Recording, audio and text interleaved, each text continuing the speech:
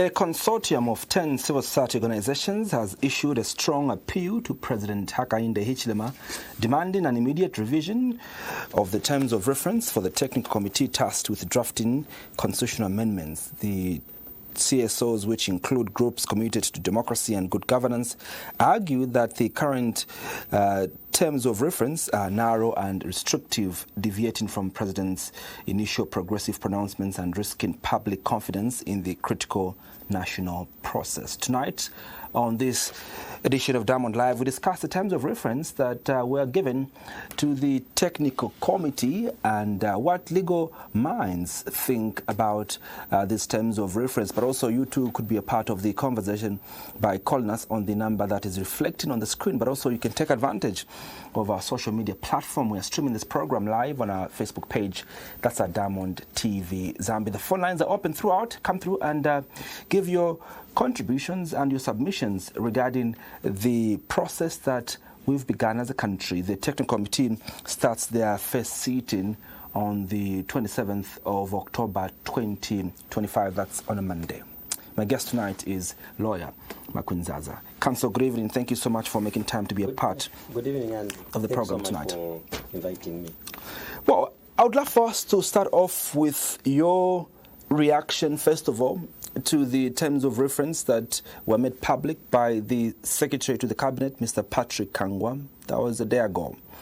Did they meet your expectations, or you expected an expanded terms of reference? To be quite honest, I expected something that was similar to what was issued by Mr. Kangwa, on the premise that, you see, government has been consistent in telling the public or the citizens of Zambia that it intends to amend the constitution in a three-phase approach. So that three-phase approach, according to government, they've looked at areas that are a bit problematic currently in the current constitution, and from that, after that approach, then we'll go to another area, which then after that area, then that's when we'll also bring in the issue. That's when they will also bring the issue of human rights and an addition of economic and social rights. So in terms of the terms of reference that government has given, I expected something similar to that. You see, what we are having, Andrew, or what is happening right now, Andrew, is that we are not having a constitutional review. It is a constitutional amendment. There are two different. What's the difference between the two? The two difference. The other one is an overhaul, where you want to overhaul the whole constitution. But here we're just looking at certain provisions of the constitution that need, some of them need refining, some of them needs to be redone. So you don't think the concern by civil society organizations is credible, that these terms of reference are restrictive and, in their scope themselves are restrictive, for people to give their position on any other issue that they would want, the constitution to remain? I mean, those terms of reference are specific, okay? And you might say that they are restrictive, but that doesn't stop people from even talking about other things when giving their submissions to the technical committee. But what is the technical committee's mandate is to look at the things that are in the terms of reference. So the people can submit on anything, and that can also be a good ground on further constitutional amendments in future. You might go, Andrew, and submit that actually our Bill of Rights is more masculine. It requires a flavor of a feminine flavor or something like that. Because when you look at our Bill of Rights currently, it uses the word he, which is a masculine undertone. So you can submit on that, and that can be used as a basis in future for the amendment of a further amendment of the Constitution. Remember, it's a three-phased approach. Yes. Do you think probably government wasn't very clear? Because I remember very vividly the president had a meeting with several civil society organizations, and I think it's from that meeting where it was decided that Bill 7 was going to be deferred.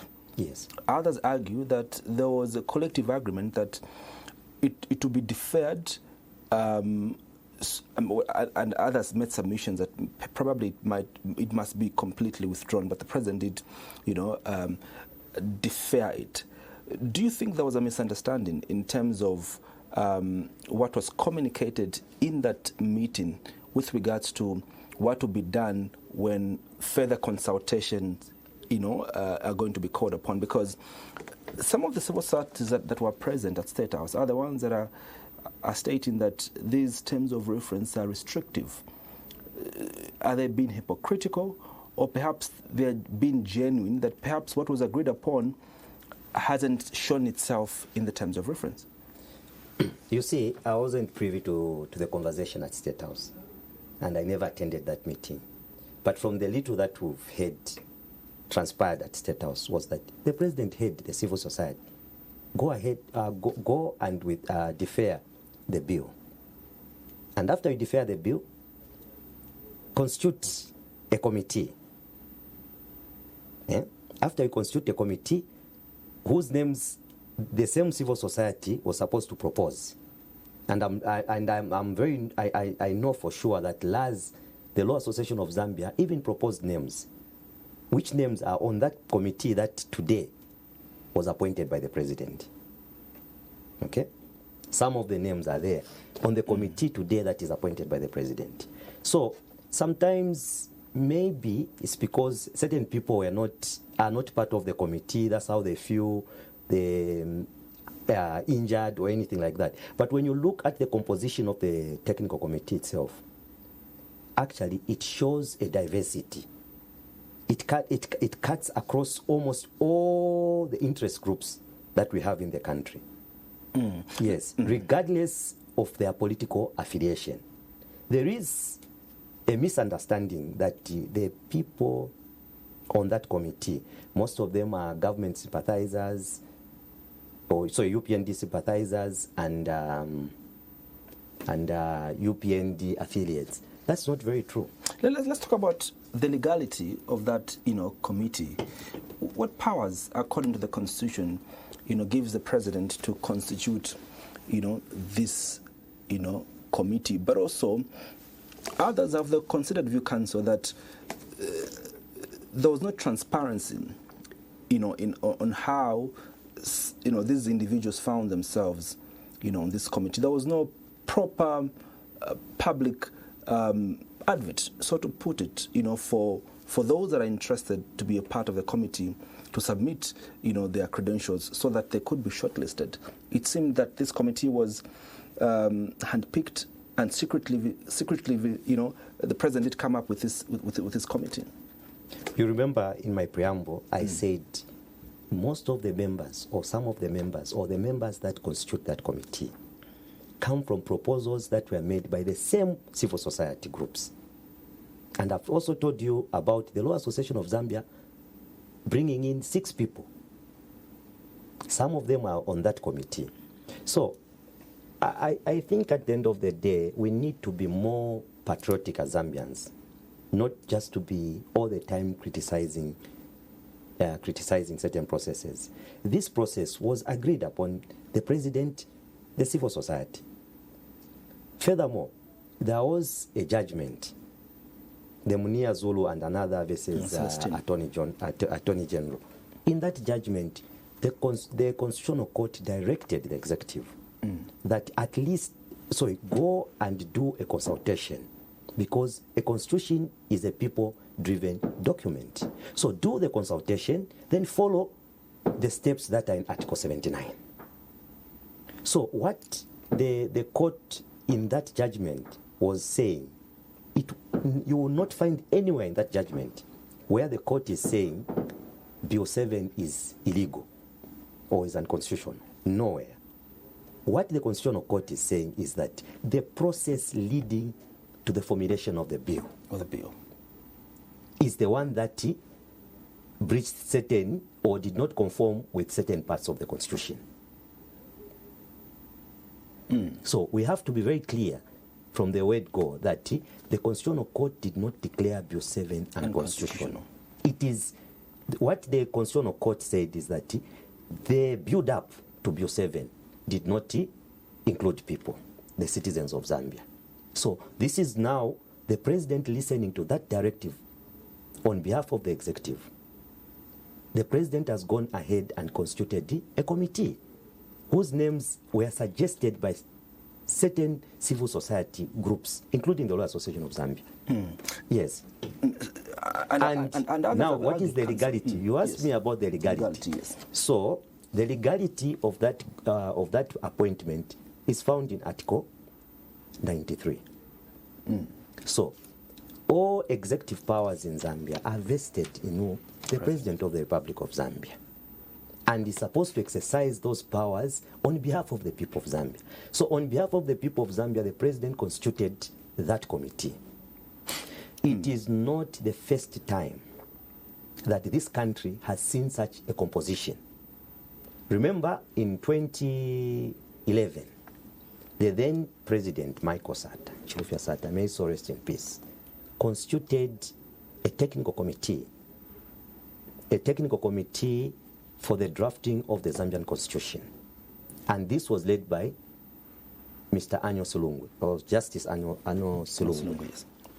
That committee was also appointed via executive powers, similar to Article 93. And that executive power that was used then was Article 33.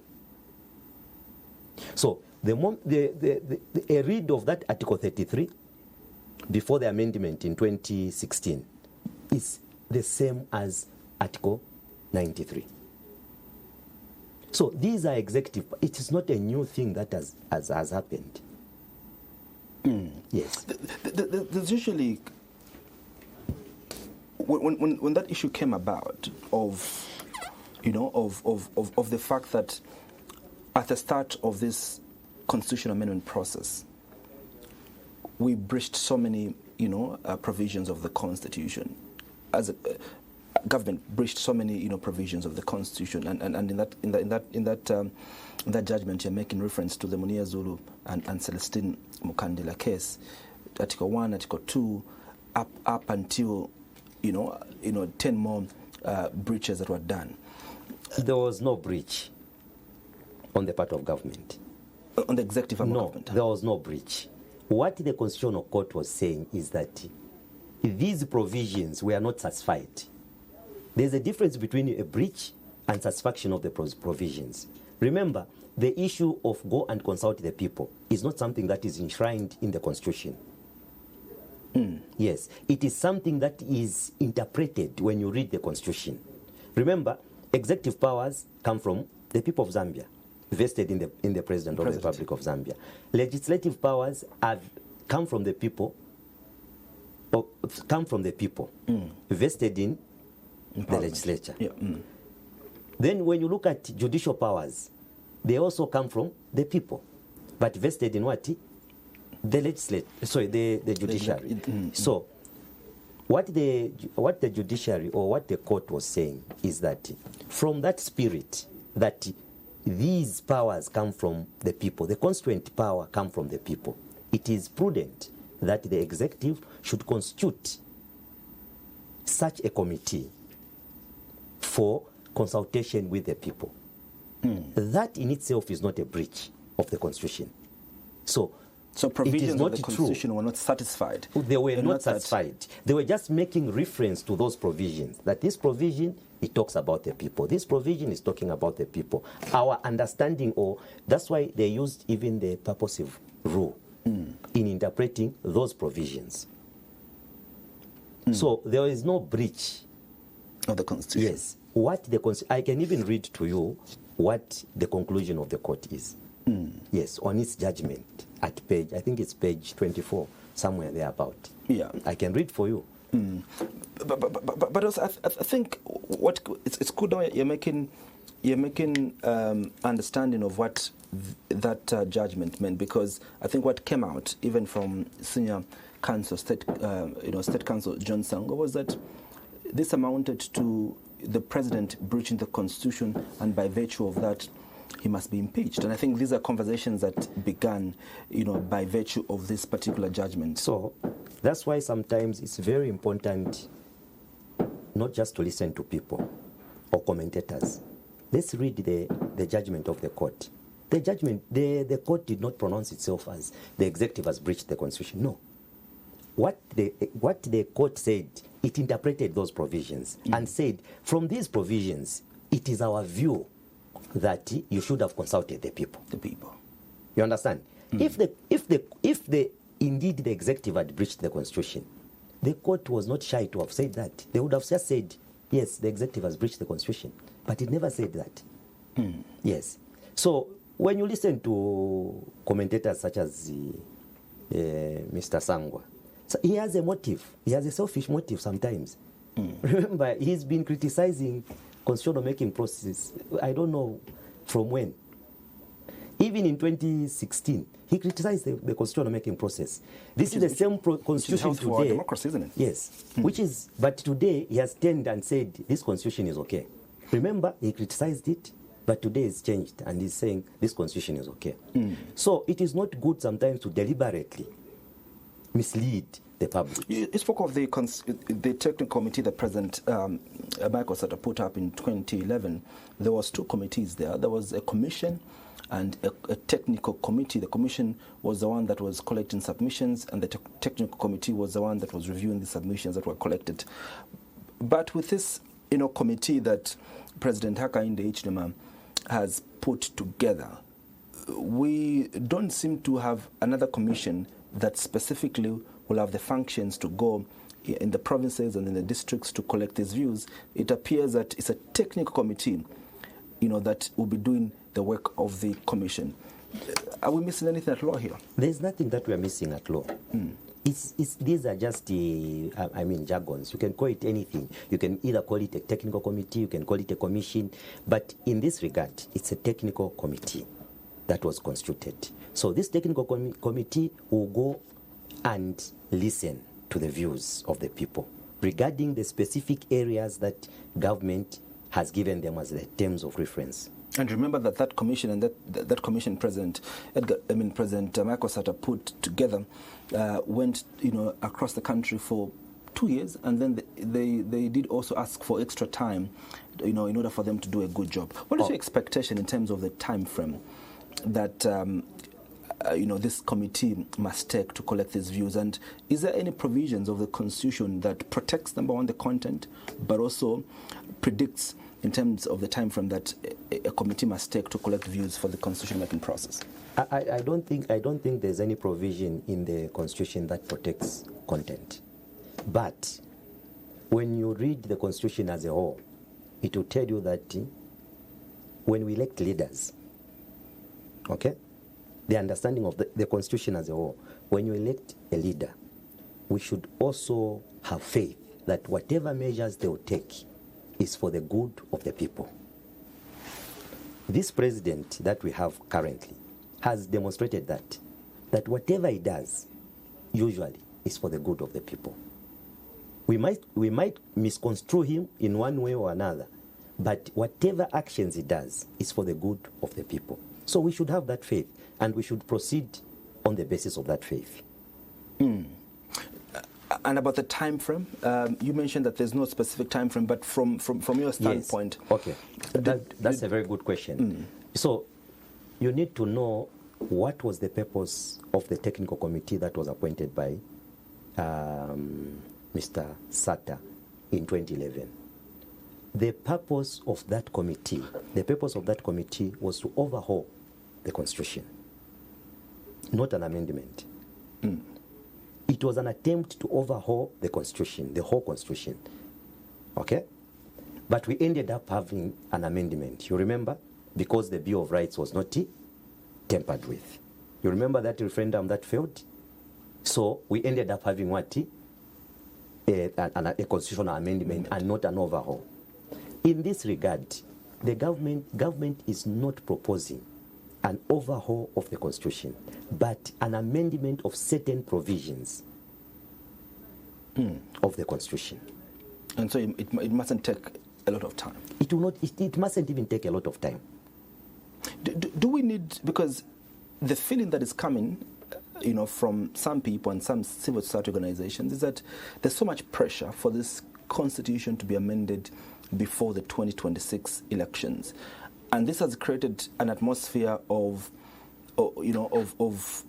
non-consensus by many stakeholders. Don't you think the wise thing, to be done by the executive arm of government is perhaps to wait for the 2026 elections? After the elections are done, when everybody's spirit is calm, then we could work on our constitution as a country? You see, constitutional amendments do not follow the electoral path. They follow the need to perfect the constitution, or an attempt to perfect the constitution, not an electoral cycle. Okay, let's imagine the executive says, okay, we'll not amend the constitution, we'll amend the constitution in 2026, after the general election, after August general election, or even in 2027. Is in 2027 before an election? Well, it is before an election, 2031. Yes, before so the election. But what is important, Andrew, is that we should never attach constitutional amendments to electoral cycles. You should amend to make that document a proper living document. You understand? It should have nothing to do with elections. And this amendment has nothing to do with elections. Are you sure? It is to make the document better. And perhaps this is one of the issues that comes out to be very prominent, because stakeholders argue that most of the provisions that are seeking to be amended touch on elections. All right? There's provisions that touch on nominated members of parliament. There's provisions that touch on by-elections. There's provisions that touch on delimitation, which is attached to elections. There's provisions, that touch on, on the still of members of parliament, in the House. Majority of the proposals here technically touch on elections. But is there anything wrong? Is there anything wrong having proposals that touch on elections? There's nothing wrong. Isn't that very contentious? The problem, it's not even contentious. The problem, most of the provision that the government aims at amending are provision that we had a lot of problems in court just after elections. So why should we continue on that trajectory when we can always make things right? Because we are scared there's an election next month or there's an election next year. So we should not look at that election. Yes, let's look at this document. What is this document doing to us? Is it performing the function that we want us as the people? In 2021, we had this same document, this same constitution. Did you see the mess that we had in the courts? If you see how many petitions that we had after that election. And the Constitutional Court provided clarity on some of these cases, and so you can go back to these cases as case law. Yes, that's the Constitutional Court giving its opinion. So if the court has given that opinion, why not codify that opinion for clarity? So that you and me do not need to go and start reading the whole judgment. We will just refer to the law, which is the supreme law of the land. So the aim here is the aim here is to make sure that this document becomes better. But part of the scope of work and deliverables for the committee is to facilitate nationwide consultations with citizens, civil society, political actors, religious and traditional leaders, professional bodies, and all key stakeholders to gather views on proposed constitutional amendments. Don't you see a problem here? Because already here we have several civil society organizations that, from the word go, have rejected, this process. Some of them have rejected the content of this amendment process.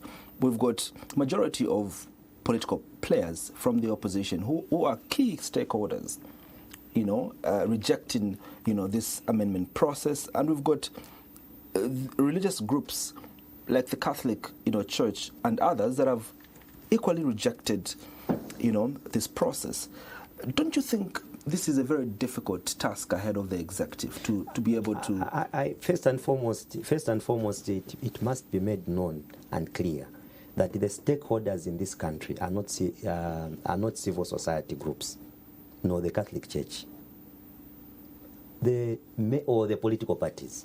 The major stakeholders in the constitutional making process are the people of Zambia. So, and the church represents the people. Yes, they represent the people, but we've got different views, even when we belong to the church. We hold different views. That is the reason why government has afforded an opportunity to give its citizen this consultative process, so that I can go in my own capacity as a citizen of Zambia and air out my views regarding this document called the Constitution. I should not just hear on radio that, oh, today the Law Association of Zambia, for example, the body where I am a member, is saying we reject, for example, any bill that will come. You understand? I should go and give my humble submissions on how I want this constitution to be amended. So the number one stakeholder is the citizen of Zambia. All these others, they are not stakeholders. They are not major stakeholders. It's the citizens of Zambia. So these citizens of Zambia are grouped in different groupings. You understand? So if those groupings are going to carry views of those citizens, it's up to them. But this government has accorded a platform for each and every Zambian to go and submit on how best they want this constitution to be amended. How best do you think this could be done? Where citizens' opinions and citizens' submissions will be gotten.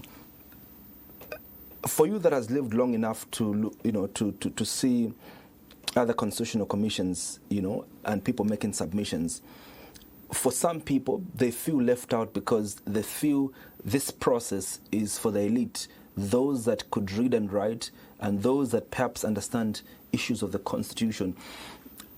What are your expectations in terms of how this must be conducted? How the committee must conduct their work in collecting these submissions? Okay, so my expectation is that, first and foremost, they should not insist on English. Let them get submissions as much as possible from the people, using the language that people can communicate their views. Best communicate their views. So English should not be the only way in which people should be allowed to communicate their views to the committee.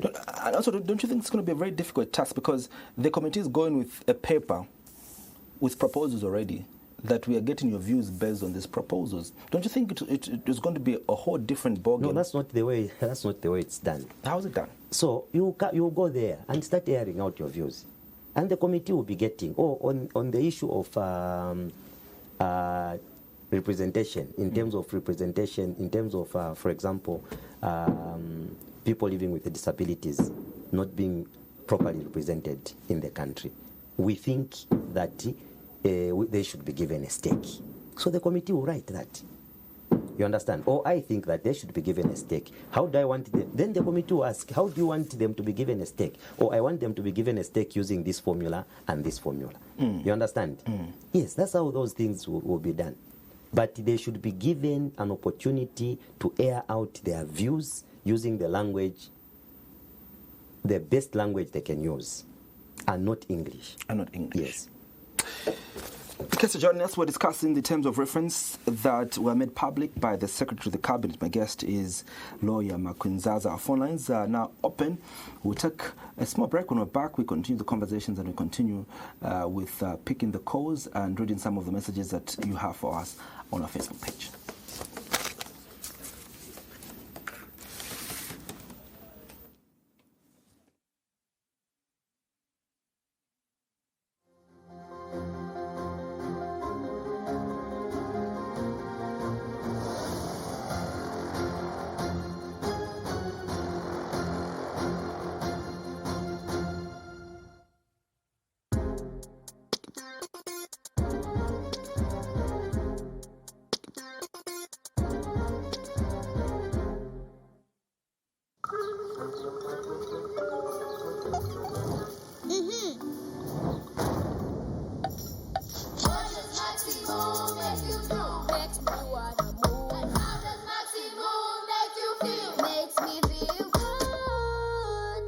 Imagine a big stage, music and lights, people singing and dancing all day and night. Enjoy all the nutritional benefits of real milk with Maxi Move flavored milk. It's rich in calcium, vitamin D, and protein. Let Maxi move you. Pascal's showing his boss the efficient new technology they've installed. She is pleased, but now she's asking, why is that still there? Pascal explains that the wells can store many, many messages. The boss is not so pleased anymore. If you haven't upgraded your contact center yet, it's time to get business done better with MTN Business. Help stop the spread of COVID-19 by avoiding unnecessary movements. Did you know that with Madison General Insurance Company Zambia Limited, you can buy insurance from the comfort of your home, office, or anywhere in the world in 5 easy steps? Step 1. Visit online.madison.co.zm and select the product of your choice. Step 2. Under motor insurance, select Get a Quote. Step 3. Enter vehicle details and validate your KYC with a one-time password to proceed. Step 4. Make payment using mobile money, bank transfer, Visa, or MasterCard. Step 5. Print your certificate of insurance on standard white A4 paper. It's that easy. But wait, there's more. Thanks to MGen's integration with the RATSA online system on buying your insurance from MGen, your insurance details are instantly uploaded to the RATSA system, enabling you to buy road tax immediately. Madison General Insurance Company Zambia Limited, your award-winning digital insurance provider. Avoid unnecessary movements. Buy insurance online. MGen, it's worth it. Umubamabamo, watulile ngoma. Consistency enables one to achieve his or her goals. But that responsibility comes with its own challenges. When that time of the month comes, it's never easy, but I must be ready. Ukunkala kwangu pano padera, nosebenzera abana. Masiku yanangu, yomvwika bwino. Lomba yakini, omvwika lini bwino. They say you look after wealth, but knowledge looks after you. In all my years as a wife and as a mother, something always had my back in painful times. For fevers, headaches, muscle aches, and backaches, the recommendation is Panadol. Panadol. Panadol. Panadol. Pharmanova, saving lives since 1980. Oh, what a bad day. When everything is bright and golden. The sun is shining and the mighty morning. Without my family in that moment, that day would have been a bad day. Yeah, everyone's bad day is my bad day. But guess what? When my banja comes together, there are no bad days. Banja washing powder, the family detergent. Morning school. Morning.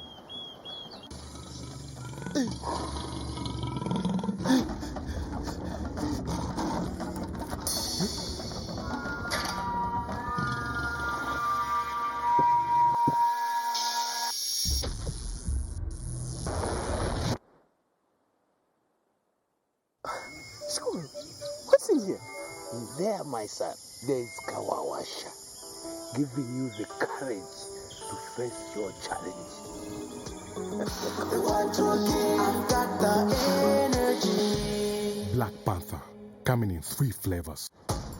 We all play differently. Some live for the thrill, some play chill. But it's the emotions that unite us. Bets for everyone. Reveal yourself. 1xBet. Milk. I'm supposed to test these 3, and I'm supposed to choose which one is better, right? Milk is milk, I mean. I think there's a difference.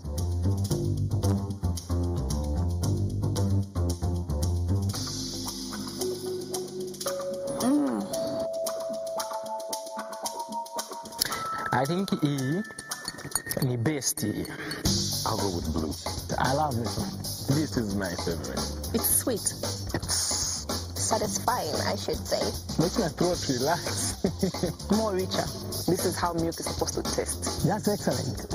I don't even know the name, but I love it. Wow, I didn't know it. Twin cow. No wonder. Twin cows. Twin cows. Wow, the packaging is so nice, eh? Double the cows, double the taste. Twin cows, yummy. Twin Cows full cream long life milk. Taste the difference. Trade Kings, improving lives.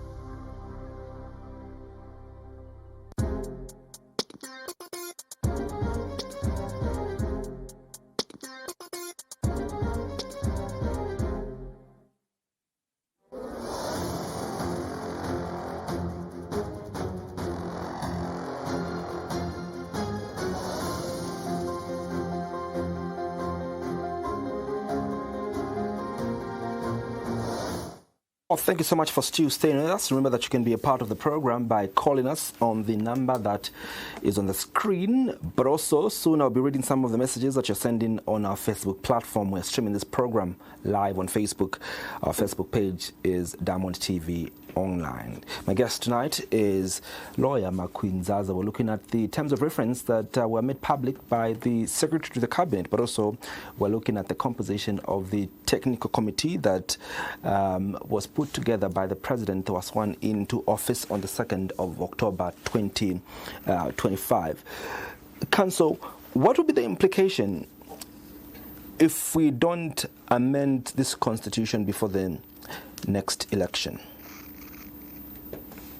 I think the only implication that we are going to have, or maybe two implications we're going to have. One, we are going to enter into this election with a lot of legal problems, legal challenges.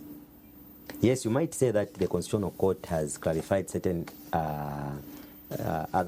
some of the challenges, but it has not fully clarified certain challenges that might arise. That's one. Two, there will be the issue of delimitation. Remember, we've already done 10 years.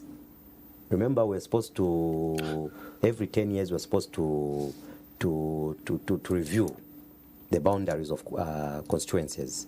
So one of the legal challenges that we're going to have more or less a constitutional crisis on what will happen now, since those are not reviewed. Are we going to wait for 10 years, for another 10 years for them to be done? So that in itself, I don't think it's the path that, as a country, we should walk. But what do you make of the call by civil society organizations that perhaps for them they would support this process if the executive arm of government does not restrict, the scope of the submissions? And perhaps maybe you can speak to the importance of being very specific to what we are looking at and dealing with, as opposed to have an open-ended, constitution-making process. You see, those terms of reference, if they were made too general, okay, it was going to be very difficult to, in a way, to have an amendment. Remember, any government in the world champions the views of the people. Okay? What are the views of the people? The views of the people are that, one, they want the stake of female representation to go high. They want the stake of youths to go high. They want the stake of people with disabilities to increase. You understand? So government is only coming to champion the interests of the people by making certain proposals. So these are areas that government has had. That's why you hear the president saying, or ministers saying, we are in this province, I'm working in this province. They want to hear the voices of the people, the views of the people, so that at the end of the day, when they're coming up with policies, or they are coming up with laws, it is coming from the people. They want to know the challenges of the people. You understand? So if you're a president of this country and you go to Namwala, what will be the problems of the people in Namwala? The people in Namwala, you see, theft of their cattle.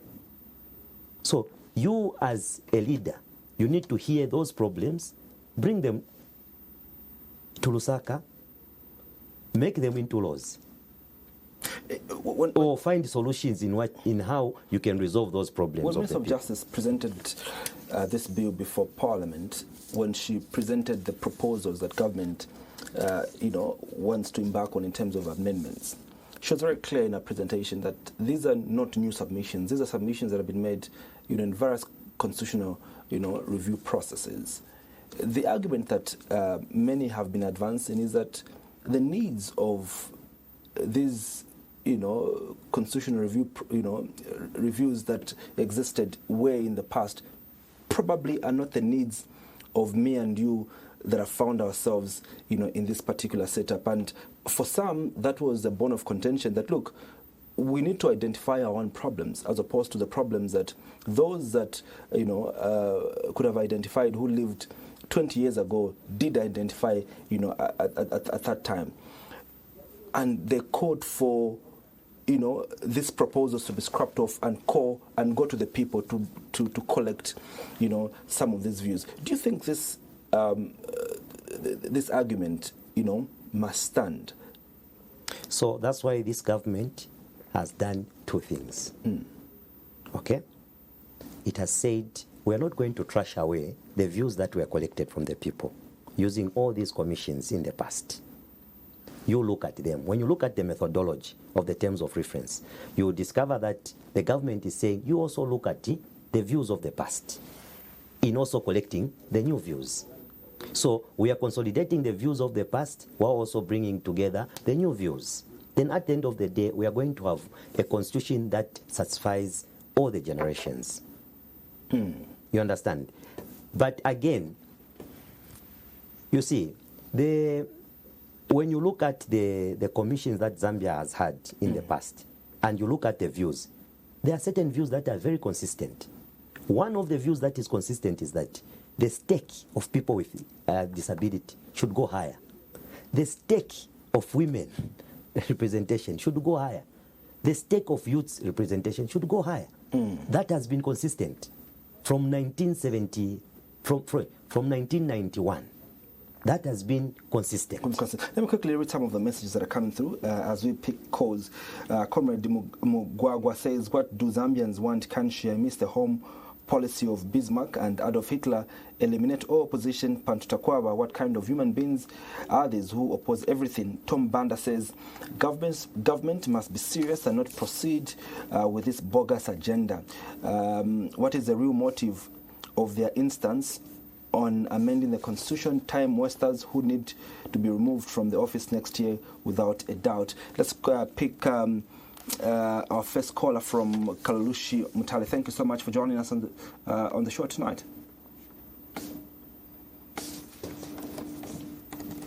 Hello, good evening. Yeah. Hello, good evening. Hello, good evening to you, sir. Very well, thank you. Kindly go ahead with your contribution or question tonight. Yeah, I'm following the program. Yeah, yes, but the only question that I wanted to find from you is that how are you going to make the limitations when we Zambian people are still waiting for that censorship for 2019? We want to know the numbers. Where there is a lot of people, then you are going to be convinced to say this area there are so many people. So how are you going to do it? I wanted the lawyer to tell us, because that committee, we don't know how it's going to work on that one. What is your comment on the terms of reference that were given and were made public and this constitutional amendment process? What are your views? Hello? All right, we seem to have lost Mutale there, but you two could come through and give us your comments and contributions, and perhaps maybe you need to give your comments regarding the topic that we have on the table for us to have a very specific issue that we are dealing with. My guest is lawyer McQueen Zaza. There's Zambians that are calling for this government to abandon this process, but also there are others that are supporting, this process. How would you advise the executive arm of government to look at these views that are coming? And from you, what are you getting in terms of us consolidating this consensus? Do you get a feeling that majority of the people want this constitution to be amended? I think I get a view because I spent a lot of time in rural parts of the country because of the nature of my job. You will discover that the people are excited to have this amendment because they know that once we have this amendment, we are going to have a better stake in terms of the amount of money that will be poured in our constituencies. So, what your thought there, Council? We have Patrick from Mufumbwe. Good evening. Thank you so much for joining us. Hello. Good evening. Hello. Good evening, Patrick. Hello. Good evening. Good evening to you. Go ahead with your contribution or question. Thank you very much. I'm following the program. And I just have a concern, especially on the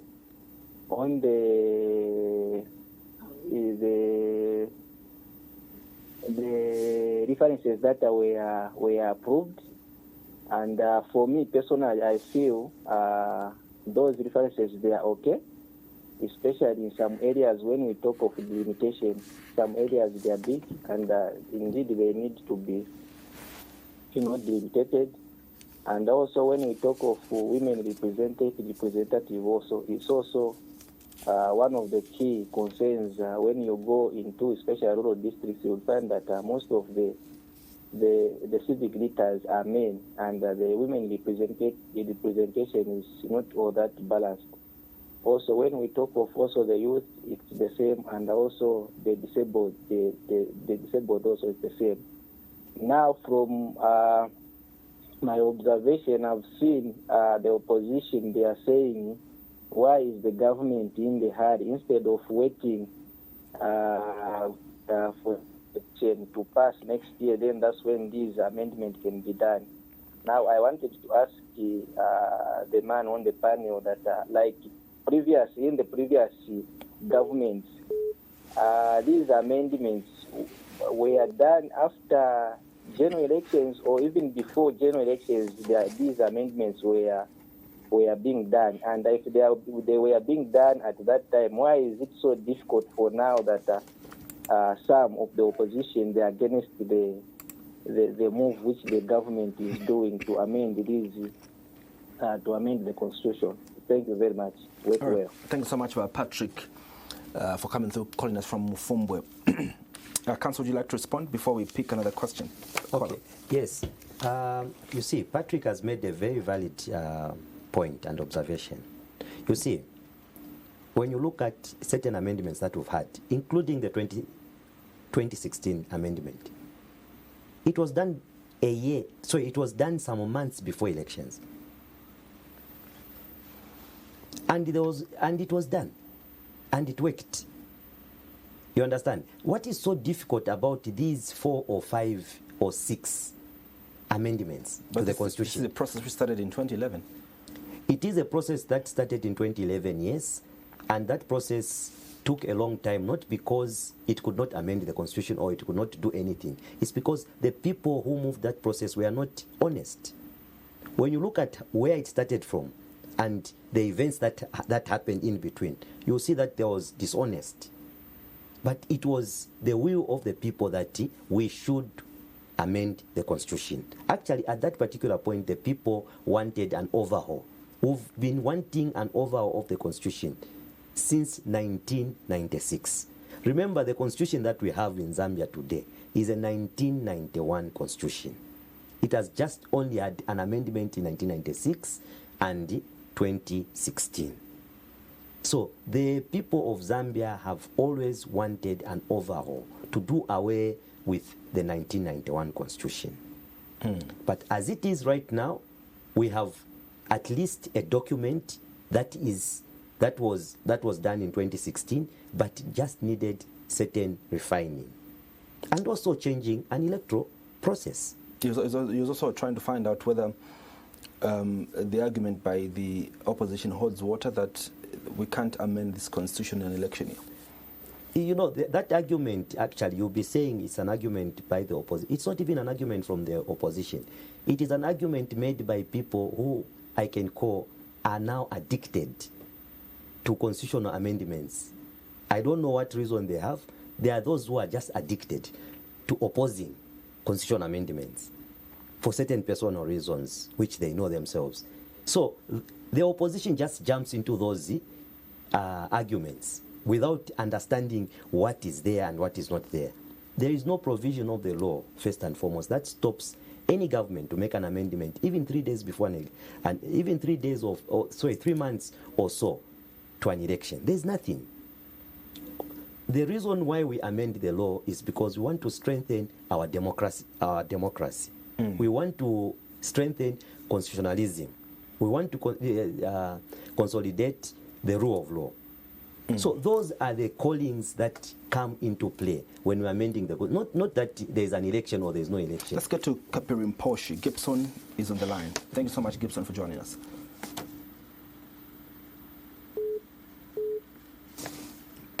Mr. Gibson Chilongo, thank you so much for joining us. You can go ahead with your contribution.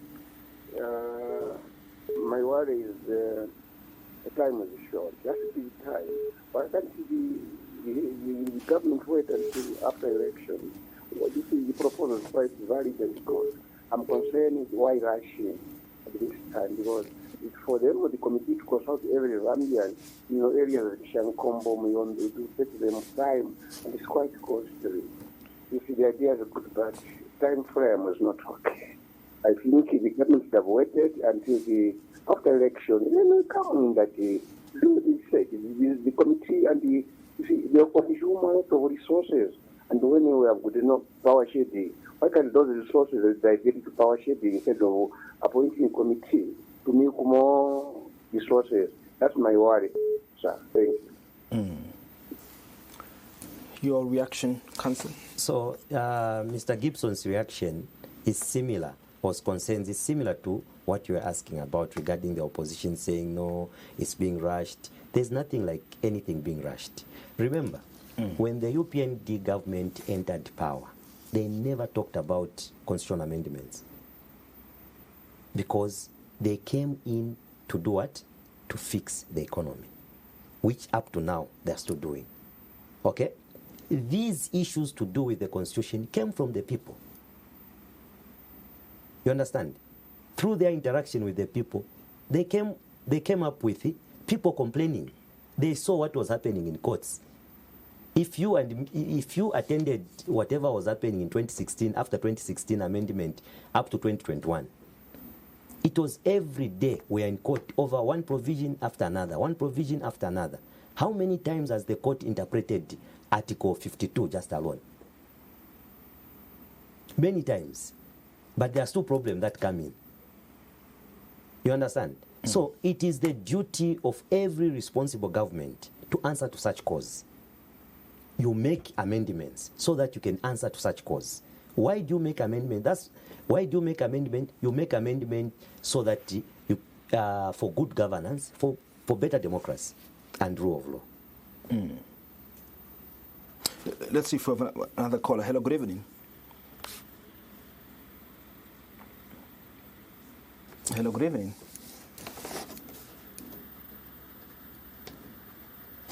Hello, good evening. We seem to have lost that caller, but I'll be reading some of the messages on Facebook. Eugene Ngosa says, Zambia CSOs are a bunch of shameless time wasters.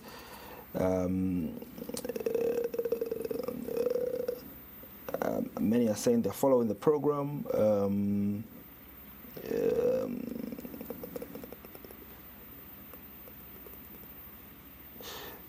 Firma Gospel Boutique says not even Laz are part of the committee. Imagine that.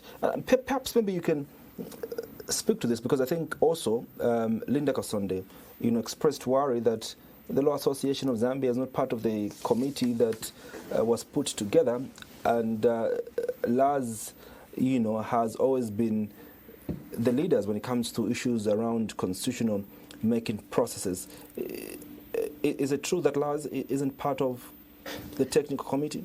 You see, when you get information from people such as Linda, surely, does that even make sense that Lars are not part of the technical committee? Lars has got its members, okay? And it has floated its members to the committee. The vice chairperson of the committee, is he not a member of Lars? There is Madam Dr. Landlani Banda. He's a member of Lars. Okay? By virtue of him being a lawyer, or it's Lars that sent him to be part of that committee, or recommended him to be part of the committee? Those are people who are recommended by Lars itself. We cannot all of us as Lars be on that committee. Lars has to propose certain names. Not another example, the Economic Association of Zambia, cannot all of them be on that committee. You understand? They have to propose names.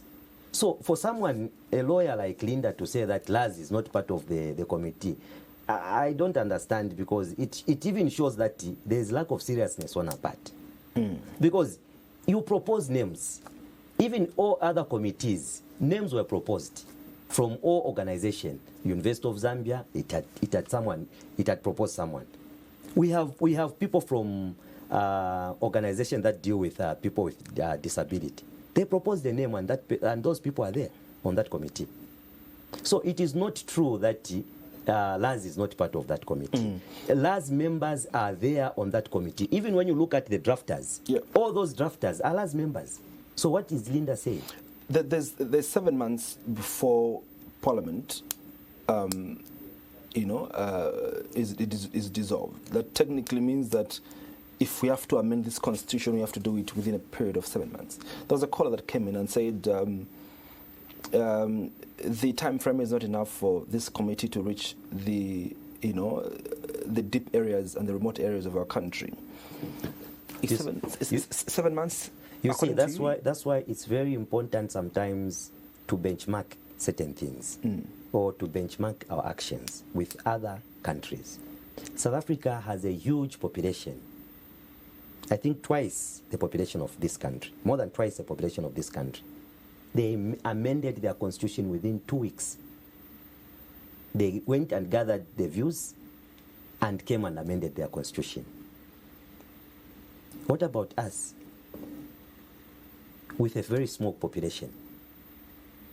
And when you look at the terms of reference and the mandate that has been given to the technical committee, they are doing some of the things, some of the submissions they'll be getting them virtually. Some of them they'll be doing them physically, like in the provincials. But in the districts they'll be doing them virtually. Do you think you need 2 years surely to do that? And on top of that, everything that they are going to do is documented by the views that are already collected, that have been consistent in all constitutional review commissions. So I don't think 1 month is too little. 1 month actually is enough to work on this process. Yes. As we conclude, I want you to speak to this issue. Why is it important for the citizens to participate in this process?